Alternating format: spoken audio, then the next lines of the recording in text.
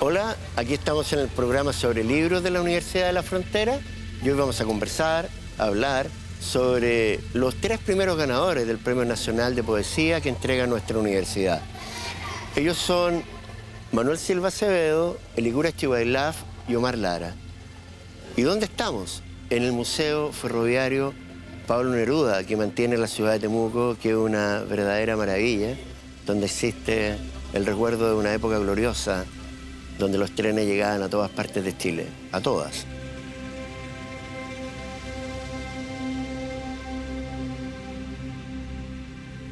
Iniciamos este recorrido por los autores y autoras que han obtenido el premio Jorge Teillier con Manuel Silva Acevedo, el primero. El premio fue creado en el 2011. Manuel Silva Acevedo lo obtuvo el año 2012. ¿Quién es Manuel Silva Acevedo? Es un poeta que nació en Santiago en 1942. Estudió en el Instituto Nacional, en la época del Gran Instituto Nacional. Estudió literatura y periodismo en la Universidad de Chile. En total ha publicado más de 20 libros de poesía, pero el texto fundamental es Lobos y Ovejas. El año 2012 recibió el Premio Nacional de Poesía Jorge Teillier y el 2016 fue reconocido con el Premio Nacional de Literatura. Esto habla muy bien del Premio Teillier, esto lo dice una página web. El primero el Teillier, después el Nacional. Como les decía, el texto fundamental es Lobos y Ovejas, de 1972, que es una nueva voz en la poesía chilena, lo cual es bastante difícil, porque, como hemos repetido en este programa, está Neruda, está Teillier, está la Mistral, está Pablo de Roca, Parra, Enrique Lihn.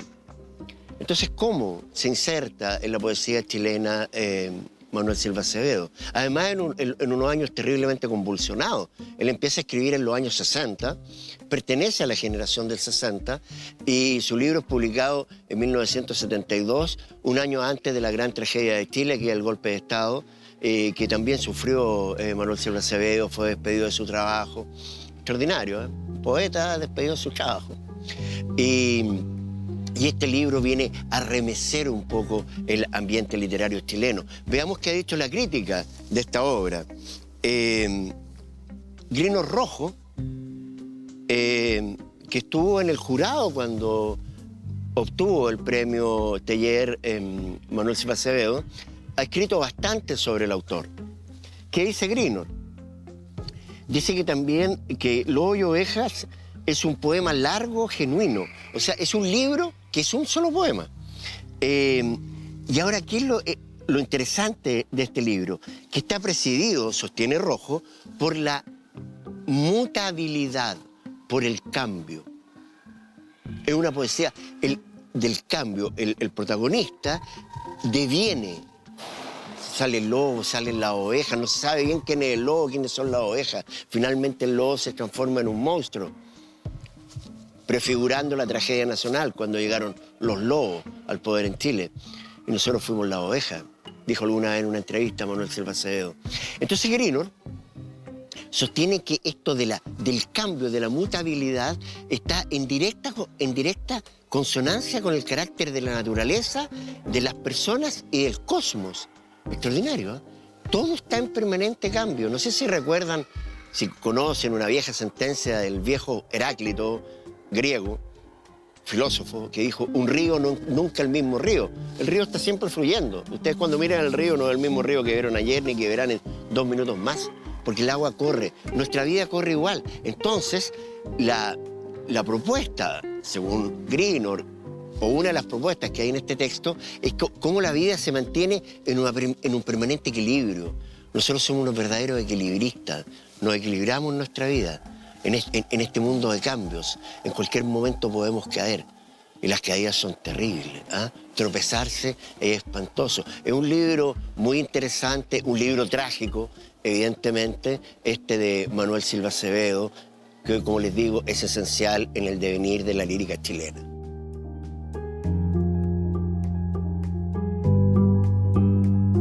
Como les decíamos, Manuel Silva Acevedo no solo publicó Lobos y Ovejas, sino que es autor de más de 20 libros, traducido al alemán, al inglés, al italiano.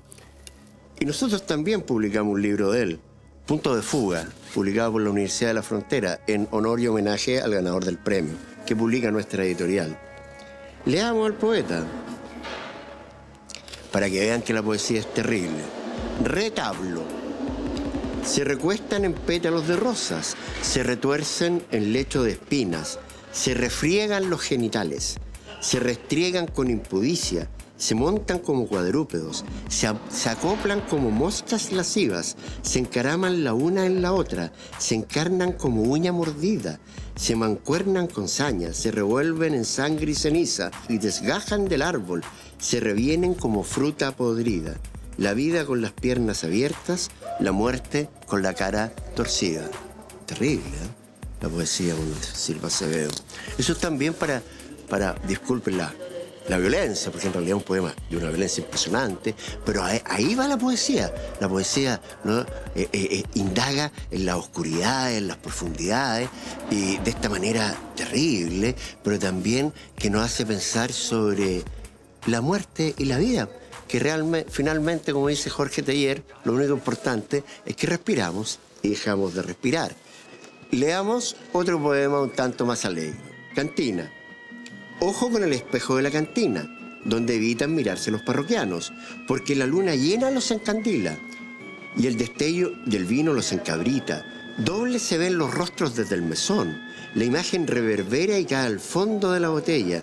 Brillan las ampolletas como centellas, chocan los vasos llenos y se revientan. Se prohíbe mentar la madre del cantinero, se prohíbe usar los vasos de cenicero. Este poema, este final, evidentemente es parriano, o sea, se prohíbe usar los vasos de cenicero, se prohíbe mentar la madre del cantinero. O sea, eso es lo que hace la poesía, rompe con la tradición, pero también la renueva. Pero este poema es complejo, porque se parece a una canción que me encanta y se llama Piano Man. Los parroquianos evitan mirarse en el espejo, porque en el bar a las 3 de la mañana, esos bebedores fracasados de los que no habla esa canción preciosa, es más o menos lo mismo. Pero también hay una referencia muy críptica, es decir, muy oscura, muy cerrada, que solamente para conocedores, cuando dice, porque la luna llena los encandila, el vino. Esa es una referencia a Li Po, un poeta chino del siglo VII que era realmente borracho y una vez cruzando el río Yangtze se tiró de la barca porque se reflejaba la luna para abrazarla. Entonces también hay una referencia a la tradición poética. Eso es para mostrar de manera muy sucinta, muy corta, pero esperamos que iluminadora,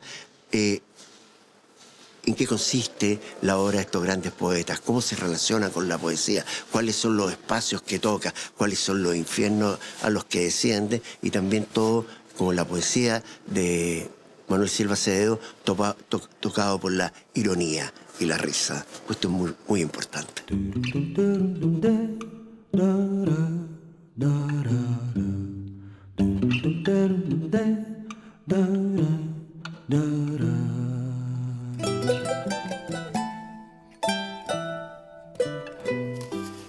Ahora nos corresponde el segundo poeta del cual nos interesa hablar hoy día, que es Omar Lara. Nació en Nogualwe, en Teodoro Schmidt, aquí cerquita, en 1941. Nos dejó el año 2021, Omar. Y nos dejó también una enorme poesía. Es interesante hablar de su biografía. Él se fue a estudiar a Valdivia en la Universidad Austral. Allá creó la revista Trilce en 1964. La revista Trilce siguió existiendo hasta la muerte de Omar. Ese es su gran aporte a la poesía chilena. Una revista donde hay poesía, donde hay narrativa, donde hay crítica literaria, donde hay arte, se habla de cine. Una revista maravillosa. Y en homenaje a César Vallejo, ahí también hay un gesto poético. No a Neruda, no a Mistral, no a De Roca, no a un poeta peruano que es uno de los grandes poetas de la humanidad, también Vallejo, autor de Trilce. Trilce, un poemario maravilloso. Bueno, Omar también es de la generación del 60, como Manuel Silva Acevedo. Trabajaba en el departamento de vinculación con el medio de la Universidad Austral. Bueno, el golpe de Estado de 1973 además de perder su trabajo, al igual que Jorge Teillier, que era secretario de redacción de la editorial de la Universidad de Chile, lo echaron a Teillier, pero a Omar no solamente lo echaron, sino que también lo metieron preso. Tuvo 4 años preso. Ahí hay uno de sus grandes poemas, que unos muchachos que condenaron al fusilamiento salieron cantando una canción de protesta al amanecer de la celda. Terrible. Luego vino el exilio, un largo exilio vivió Omar Lara. En el exilio siguió editando su revista en España. Primero estuvo en Perú, y después en Costa Rica y finalmente en Rumania. Muchos años, 10 años estuvo en Rumania Omar, y allí escribió uno de sus grandes poemas que se llama Encuentro en Portocaliu.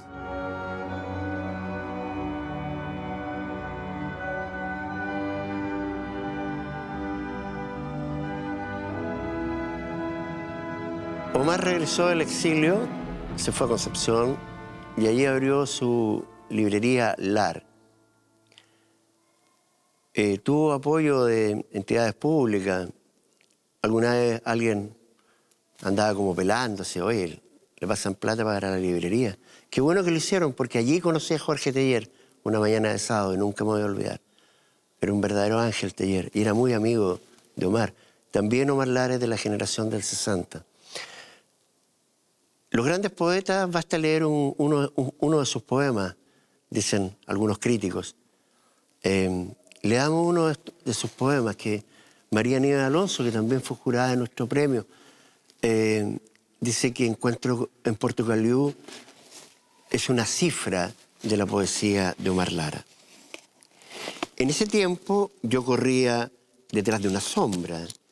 Desde el 10º piso, en el barrio de Drumul-Tabarei, yo miraba a través de una niebla caliente, a través de reverberaciones de agosto. Una figura venía caminando desde la parada de autobuses. Yo la veía perfectamente desde el 10º piso, en el barrio de Drumul-Tabarei. Era la odiada figura conocida, su aborrecible rostro estaba ahí, y su pelo. Yo miraba petrificado la escena. Yo miraba esa escena con su centro precioso. ¿Quién es esa figura? La muerte. Esto es muy bonito, ¿eh? Portocaliu es un puerto que no existe. Y el barrio de Drumul-Tabarei tampoco. Ahora, lo extraordinario, ¿dónde está? Que está en ese lugar imaginario, ve esta figura espantosa, y ¿qué hace el poeta? Dice, en esos tiempos yo escribía un poema titulado Encuentro en Portocaliu. Dentro del poema cita el título del poema, se llama Metapoesía. Escribir de la poesía dentro de la poesía, del mismo poema. Eso fue después de escribir muchas cartas preguntando dónde estoy. Nadie sabía dónde estaba y no podían decírmelo. Protégeme con algo el corazón, seguía repitiendo. Y como no entendían, empecé a escribir unos poemitas relativos a la columna del infinito, hasta que un día en Portocaliu,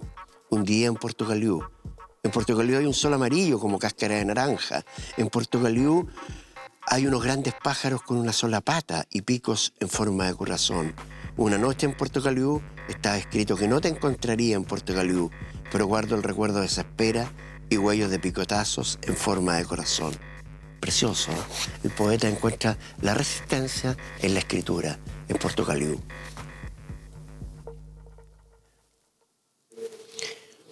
Llegamos al tercer Premio Nacional de Poesía Jorge Teillier, Elicura Chihuahilaf. Elicura nació en 1952 en Quechirehue, una localidad mapuche que está a unos 15 kilómetros de Cunco, un pueblo, una ciudad que está a 60 kilómetros de Temuco hacia la cordillera. Un lugar maravilloso. Esa es su comunidad. Ahí vive hasta el día de hoy Elicura. Dentro de su obra, que es muy rica, muy importante, esto es un dato relevante, Elicura es el poeta indígena más importante de Latinoamérica. Alguna vez sonó incluso al Nobel, por si acá. Esa es la magnitud de la poesía chilena, que está cruzada ahora por la poesía mapuche, gracias a Elicura Chihuahilaf. Ahí está el gran gesto de Elicura. ¿Cuál es? Incorporar la poesía mapuche, hacer visible la poesía mapuche, muy compleja, distinta a la nuestra, pero que dialoga con ella. El concepto de poesía en el mundo mapuche es distinto al concepto nuestro, pero sin embargo el Licura fue capaz de tender este puente, hablar desde su lugar, pero hablar con las voces de todos. Tiene un texto precioso que se llama Recados confidenciales a los chilenos. Y ahí es algo muy importante. Sostiene que nos pongamos en una situación. Imaginen ustedes que llega un país extranjero a Chile y les quita sus documentos de identidad, les quita sus casas, les cambia los nombres a sus lugares sagrados y los declaran como parte de ellos.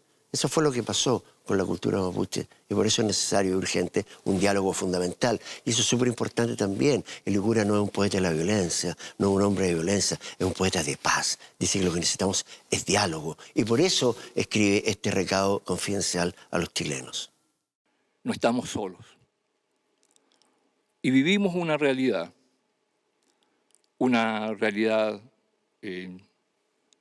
hermosa, porque nos sentimos parte de la naturaleza, porque esa es la realidad del ser humano y lamentablemente la ha ido olvidando,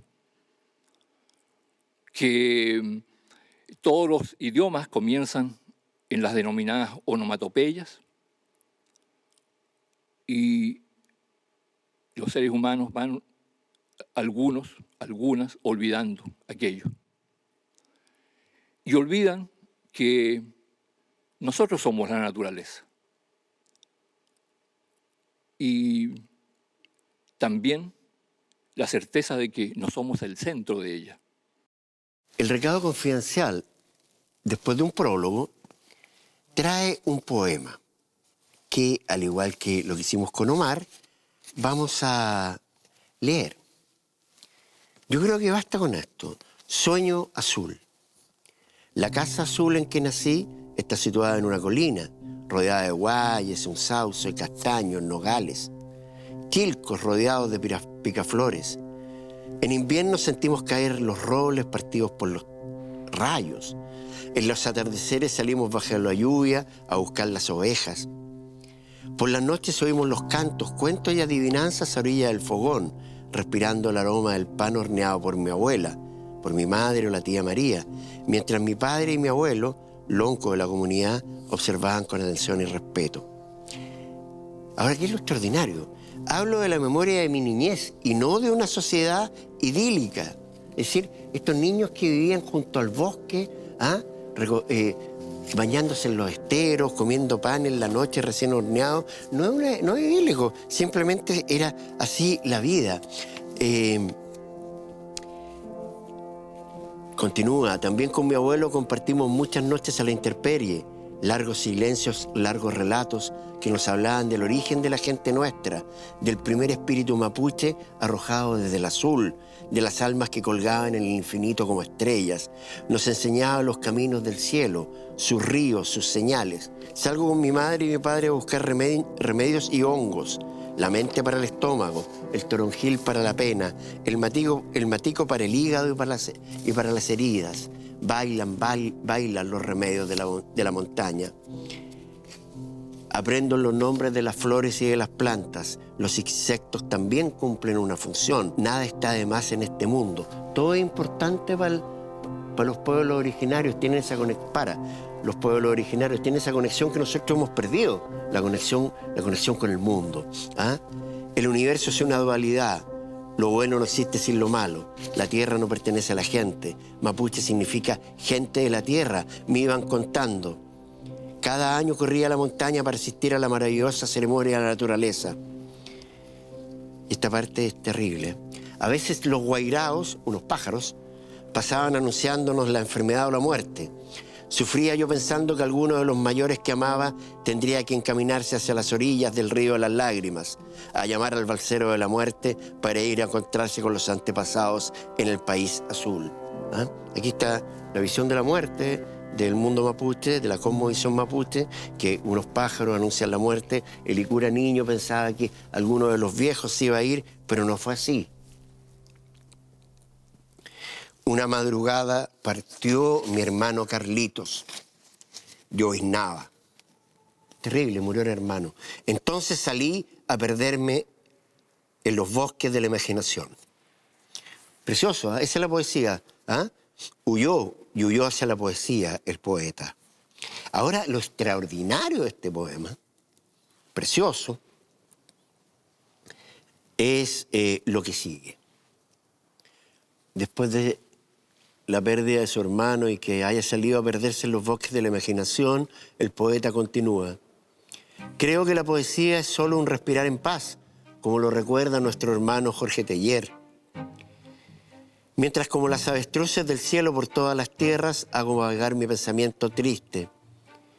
Y a Gaby, Cahuí, Malén y Betty les voy diciendo, ahora estoy en el Valle de la Luna, en Italia, junto al poeta Gabriel Mili. Ahora estoy en Francia, junto a mi hermano Arauco. Ahora estoy en Suecia, junto a Juanito Cameron y Lasse Soderberg. Ahora estoy en Alemania, junto a mi querido Santos Chávez y a Doris. Ahora estoy en Holanda, junto a Gonzalo Millán, Jan y Afke, Juan y Cata. Llueve, amarillea el viento en Ámsterdam, brillan los canales de hierro. Creo ver un tulipán azul, tenemos deseos de volar. Vamos, que nada turbe mis sueños, me digo, y me dejo llevar por las nubes hacia lugares desconocidos por mi corazón.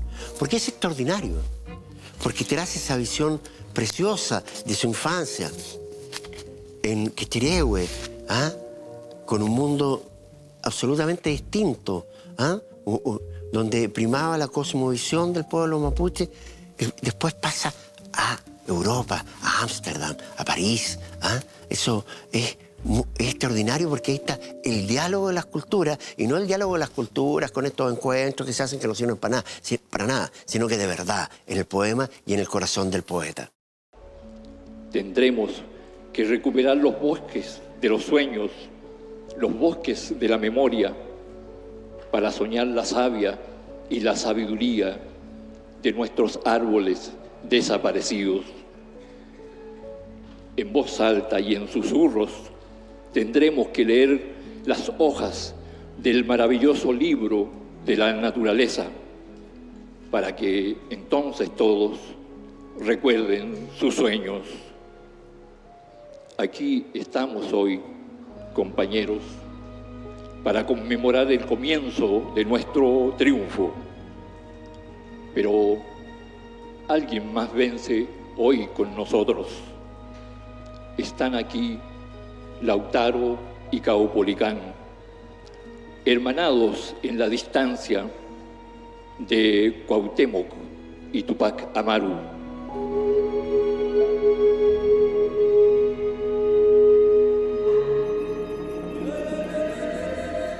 Ese es el recorrido que hemos hecho hoy día, aquí en el Museo Ferroviario Pablo Neruda en Temuco, de la obra de tres excelentes poetas que han obtenido el Premio Nacional de Poesía Jorge Teillier. Una poesía trágica, una poesía hermosa, una forma de ver la vida radicalmente distinta a la que tenemos el común de los seres humanos. Eso es lo que me gusta de los poetas. Bueno, de eso les queríamos hablar hoy día, aquí en el programa sobre libros de la Universidad de la Frontera.